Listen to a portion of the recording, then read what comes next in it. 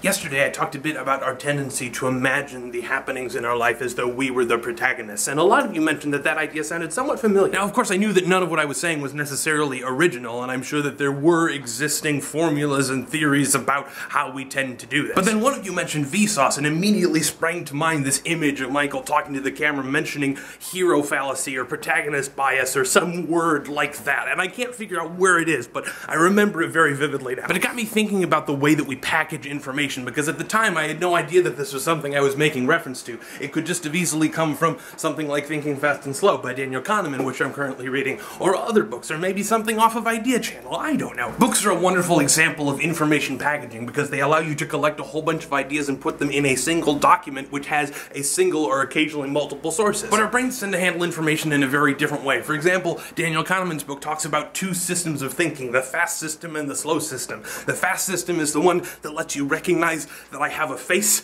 and you don't get any sort of conscious decision about whether or not you're going to look at this image and recognize a face. In contrast with the slow system, where if I were to say what is 72 times 645, you recognize that it is a multiplication problem, you recognize that you can do it, but you also recognize that you have the choice of whether or not you intend to think through that problem. And whether you subscribe to that particular model of how we think, or you prefer the left brain, right brain split idea, it's clear that there are parts of our minds that we are not conscious of that have ideas of their own. In fact, Sam Harris, in his book Waking Up, talks about the thought that there could be an infinite number of independently conscious portions of the brain that we are completely oblivious to and have their own feelings and needs and wants. Which is a weird thought. It's almost to say that your entire body is infested with millions and millions of little house elves running around doing various things. And this also sort of fits with traditional thoughts about meditation, the idea that when you're meditating there are distractions and thoughts that arise, but they are not part of your core being or what we think of as the conscious self. Skipping over the fact that there's also a belief that the entire concept of a self is delusion, but we'll move on for now. Now, this can be a troubling realization because we like to think of ourselves, our conscious selves, as having responsibility and control over our thoughts and actions.